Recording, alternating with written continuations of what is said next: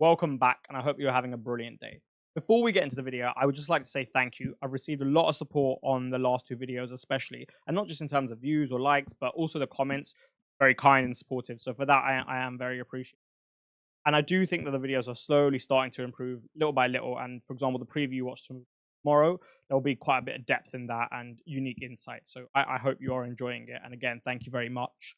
Today we have a wildcard video for you, and what I'm going to do before jumping into the team is discuss a little bit of strategy. Before I do that, if you have been enjoying the videos, please do consider subscribing, like the video, comment below. I'm happy to answer any of your questions.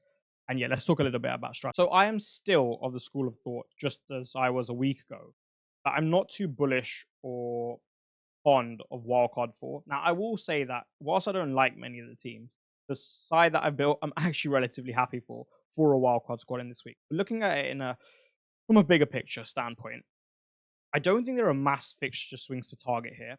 I would say a lot of the squads that are wildcarding are not hugely suboptimal. I would say a lot of them don't have glaring big holes. Mainly, they just lack Salah, who would be lovely to have over the next 2 weeks, but he's not essential. I would say Haaland's the closest to essential, and I wouldn't put Salah in that category yet, albeit he's been phenomenal and could go parabolic in the next 2 weeks for sure. But with that in mind, and on the flip side, the fact that there are so many unknowns in FPL that will present themselves down the line, right? There will be injuries down the line. There will be rotation down the line. There's a huge volume of games for things to happen just outside of the Premier League. There are so many unknowns and therefore opportunities to be capitalized on. One wildcard window I'm looking at is Game Week 12 because the fixture swing is significantly bigger than that of 4 and that of 6. Now, I prefer 6 to 4 for certain reasons, but we're mainly talking about 4 and the rest here. What about, let's say, if Game Week 10 becomes a massive opportunity because this player gets injured and we have to restructure our whole drafts, or these two players from one side become essential because there's a new manager in a wing-back system and both the wing-backs are doing phenomenally well, right? Etc., etc. And I just think that where there's not a massive opportunity in 4 to differentiate yourself from the pack, it makes more sense from a strategic view just to kind of hold. And even if you have to take a hit to get a decent squad, it's not the end of the world. Because I do think that this strategy of rolling many free transfers is just going to be very difficult. And sure, you might absolutely nail it. And if you do, well done to you. I do think the probability of that is very small. So if you haven't pressed the trigger on the wildcard yet, but you are considering it, I would just take that into mind. Don't let the FOMO get to you, because come Game Week 5 when everyone has their wildcard, or come Game Week 20, 15 when everyone else is playing their wildcard, maybe the FOMO will be worse there. So I would just have some patience and really logically think it through. If you still think it's the best thing for your team, by all means go ahead. I would, however, try and at least see the perspective of capitalizing on the biggest fixture swing, the biggest opportunities. I just don't think Wildcard 4 presents that. One, for the fixtures, but also the small sample size we've had and the fact that so many of the unknowns that regularly come into occurrence, like injuries, like rotation, like trends developing of certain players going parabolic for an entire season, like the Palmers last year. I don't think they've really established themselves naturally, so it's been 3 weeks. That is some food for thought, but let's get into the team. Right, so if you saw my video with Fran, you would have saw that both of us were quite hot on the Flekken Verbruggen rotation. However, you will notice now that Verbruggen does not present himself in this draft. Rather have Bender there from Fulham, the second choice goalkeeper, who's at 4 million to save 0.5. Why is that? So I looked at the fixtures, right? And I came to the conclusion that I would play Verbruggen in 4 and 5, and then I wouldn't play him until Game Week 14. That is a long time away. That is a long time away. Who knows what the landscape of FPL will be or how the team will be. But if I can just play for Flekken for these 2 weeks, sure, I may lose out on a few points here or there, right? I'll play devil's advocate. Flekken concedes 2 in both games. It could get worse, but we'll have some sense of what could realistically happen. Flekken concedes 2 in both games, and he gets 1 save point across them, so he gets 3 points. Verbruggen gets about 14, 15 points, 2 clean sheets, bonus point here, save point there, etc., etc. Okay, that's a 12-point difference. Do I think, considering I'm going to play Flekken every single week from 6 to 14 in those 8-9 game weeks, do I think that the 0.5 there could make me more than the 12 points worst case scenario that it has in these 2 weeks? Absolutely. And this is all in the assumption it all goes horribly wrong. I do think that Brentford concede in both games, but I wouldn't be surprised if Flekken picks 2 save points. And I don't think that Verbruggen is going to keep 2 clean sheets. I mean, that is statistically unlikely compared to the opposite outcome. And for those reasons, I do just value the 0.5 over the 8 to 9 weeks higher than going for the goalkeeper rotation. In terms of Flekken himself and why I've picked him, then yeah, from the fixtures from 6 onwards to like 14, 15 are quite nice. I think he plays sides which are good in an attack, but not too good, where you're almost certain that they're going to concede, like City and Spurs, but you can get a clean sheet against those type of sides, and they present you with a high ceiling because of the volume of shots you're going to face. And in general, Brentford face a fair amount of, I would say, low-level XG shots, which can help Flekken rack up the saves anyway. So I think even if he doesn't keep a clean sheet, like you look how many points he's already on, he's doing pretty decent considering he hasn't kept one. So with that in mind, and the fact that I think Brentford's defense is just slightly better this year, I'm happy with Flekken. Right, now I actually enjoyed that discussion of goalkeepers. It's been a while since I have done. This is the defense. Why have I gone Ezri Konsa? I just think with the current landscape of the game, and I don't really think there are that many good defenders, simply because I don't think there are that many good defenses, and I think there are so many good. Let's actually speak about this, because I think it's really important going down the line. The Premier League has changed, and because it's become even more globalized, there's so much more money in it compared to the other leagues. Attracting talent has never, ever been easier. You look at West Ham, right? West Ham have Bowen, Kudus, and Paquetá as like their midfield three in front of the pivot. That is ridiculous. That is such an array of talent for a side who might not come top 8 to have. Like, that is a top 3 right there. So, and it's not just them, right? Wolves got battered by Chelsea 6-2, and they've got Cunha and Strand Larsen up front, which is a very, very good duo. I could go on and on. There are so many teams like that. So with that in mind, I just don't think they were going to be made, especially with the way football's going. It's like more goals for a variety of reasons, including teams' philosophies on why they're transitioning so much, building out from the back, progressive passes through the midfield. I'd say simpler, less risky versions of Zerbi's baiting box model, etc., right? So with that in mind, I don't think there are many good options.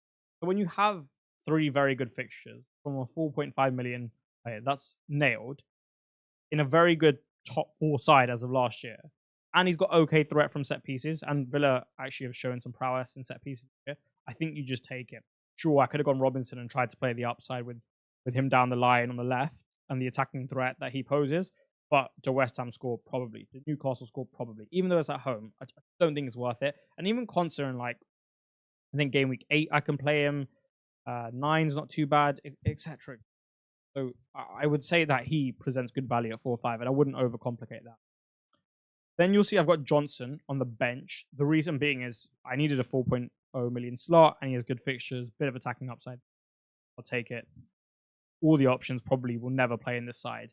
But if they do, I don't think he's a bad one.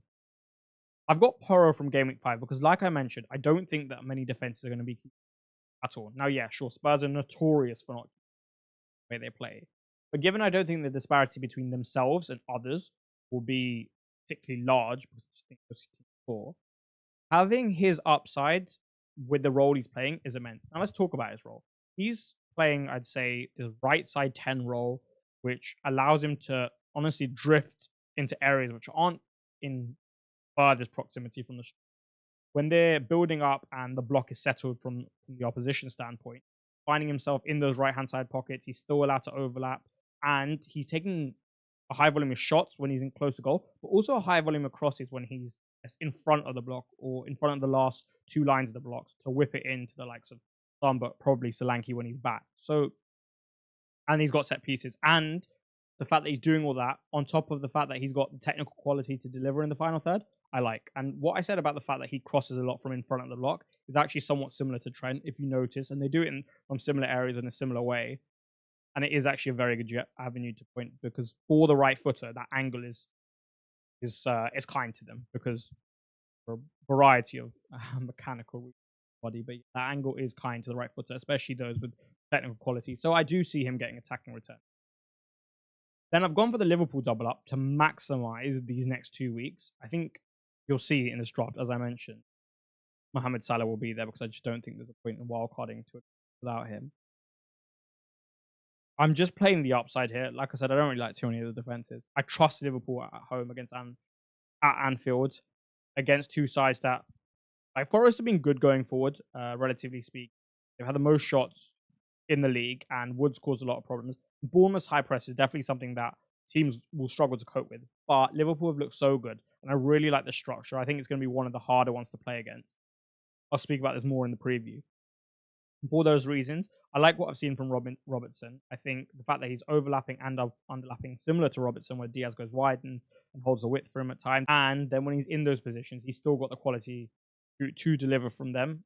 Konate, again, like 5 million for the next 2 fixtures. Really nice, good upside in terms of the clean sheet potential compared to others. I could go, I guess, 4.5 down to Pau Torres, but I'd rather have at least one Liverpool going forward. And this allows me to have some flexibility because I can just play around with the price points for whoever I need. So that's my reasons for going double Liverpool to maximize the next. One thing I will say is I don't mind Rico Lewis. I think at times he's definitely going to get dropped or rotated, however you wish to see.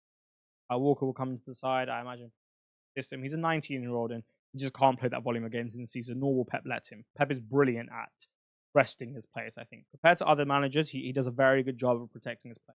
I do, however, think there's good upside against Brentford in game week 4 and just in general when he plays against the lesser sides from game week 7 onwards. So I would definitely consider him amongst the others if you are to take an aggressive punt, and he could easily be in place of Konate. Right, now moving on to the midfield. I have Mohamed Salah here, and on a wild card, he's non-negotiable for me.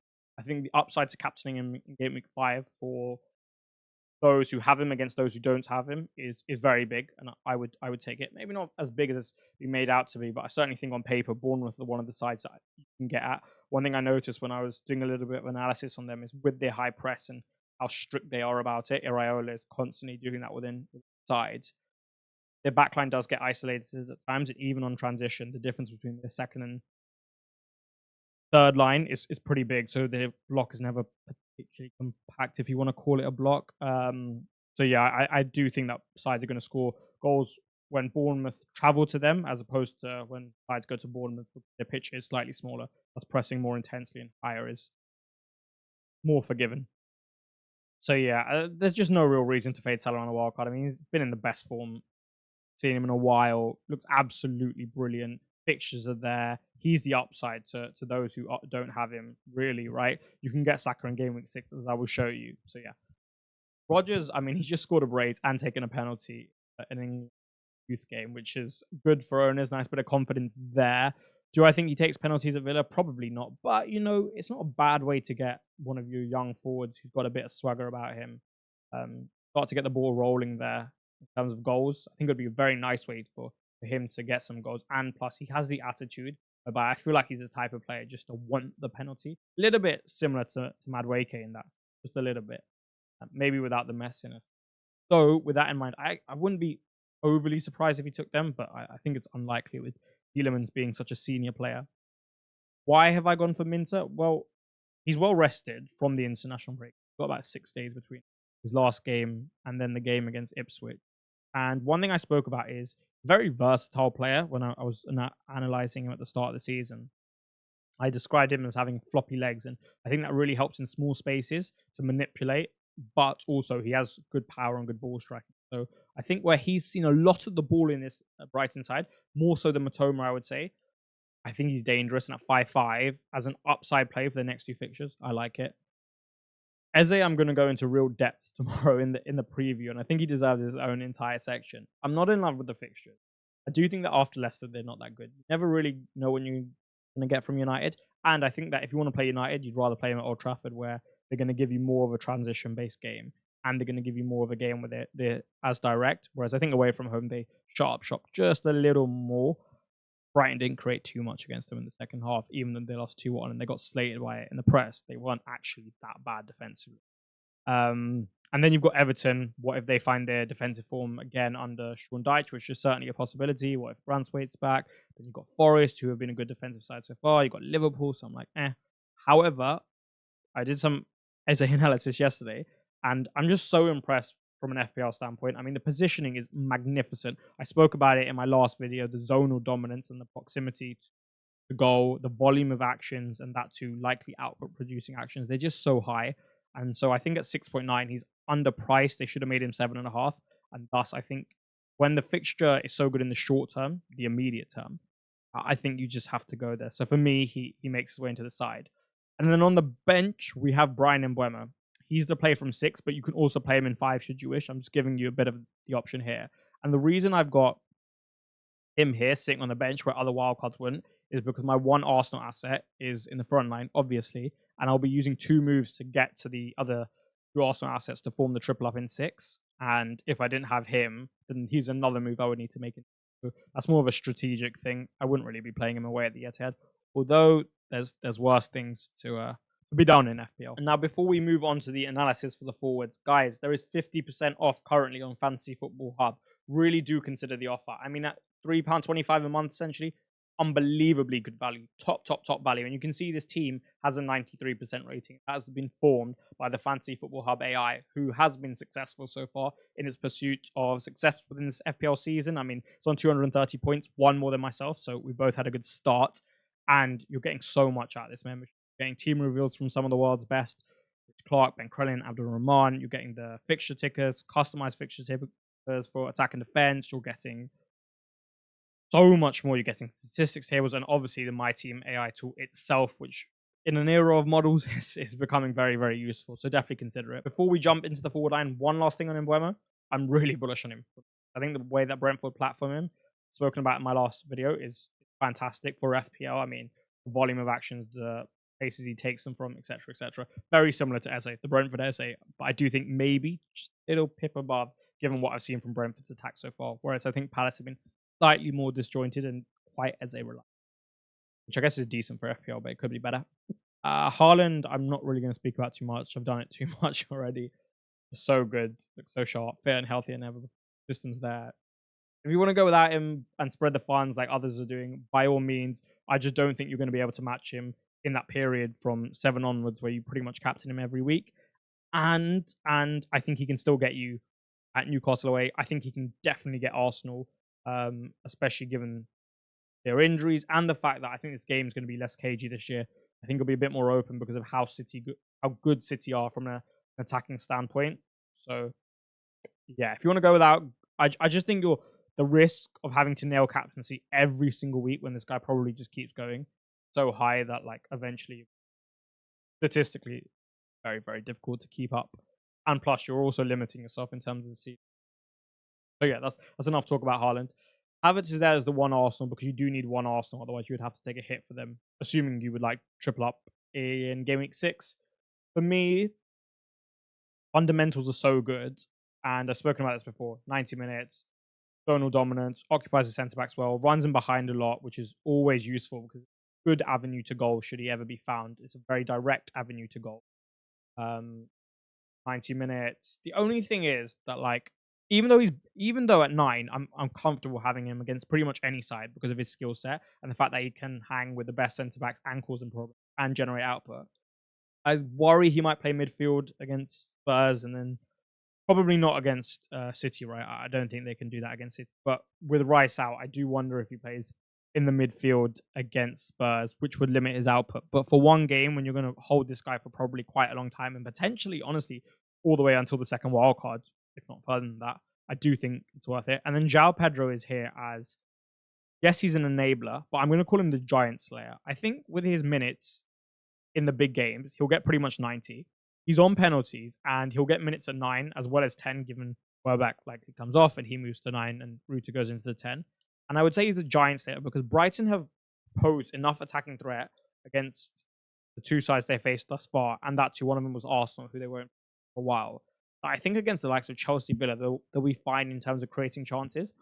And I would say he has a very good floor given Brighton's overall attacking prospects and his general involvement. So at 5-5 as an enabling option, I really like it. And overall, I think the team is quite solid. And now I will take you into what the strategy is. Right, so very briefly, because there isn't too much that these are the transfer plans for Game Week 6 and 7. So Salah to Saka to target the 2 promoted fixtures and then Bournemouth and relinquish funds, which helps with the move Nate to Gabriel. I mean, Leicester are one of the sides who Arsenal face in 6 that are pretty poor from set pieces. Their record is. Who better to profit off that, right? Maybe Romero in the league, but other than that, it would definitely be Gabriel, and he could even be number 1. So that's a big plus there. And that relinquishes the funds. And that's just a very template move, right? That you'll see being made a lot. And it just makes a lot of sense to pictures that type of way. Especially when I think Liverpool arguably have a bit of a thinner squad and UCL kicks in, etc., etc. And then Game Week 7 is You take the upside from Minter's fixtures 4 and 5. You bench him in 6, and then in game week 7, you get Jared Bowen. Now he has Ipswich, and I think Bowen's looked sharp so far. Also, I haven't been too impressed with West Ham's defense. I have been so with their attack, and especially him and Kudus, they do look very sharp. And this is definitely a move we can, I guess, analyze closer to the game week 7 deadline. But this is what I have in mind for this team. I feel very secure having Bowen. I mean, all the fundamentals apart from penalties are pretty much nailed down, and he's got a high ceiling. Like, he is someone that can go on a real hot streak, and he's got the finishing within him, right? Bowen does have some nice attributes that I think others with fundamentals solid just don't have. I think his ability to generate and manipulate defenders to get off the shot in the first place is quite good. He's got these very quick actions and ball striking across a wide variety of angles from that right-hand side. Again, I think that's pretty solid. So for those reasons, I just feel very comfortable with having a proven goal scorer. And I think the fixtures are pretty good. Spurs after, always a decent one. Man United away, I believe it is, so you never know what you're going to get there. But you'll have an opportunity for sure. So yeah, that is the team, and that is the transfer plan. That concludes the video. Thank you very, very much. I really, really appreciate your support. I've been enjoying these videos a lot recently, especially the last 2 or 3. Consider subscribing if you haven't already, especially if you got to this point in the video. The content will be getting better and better, and as there's more to analyze, I can go into deeper analysis and more theory, which I'm sure some of you will definitely enjoy, especially from a footballing standpoint. Have a wonderful day, and I shall see you tomorrow for the game week preview. Goodbye.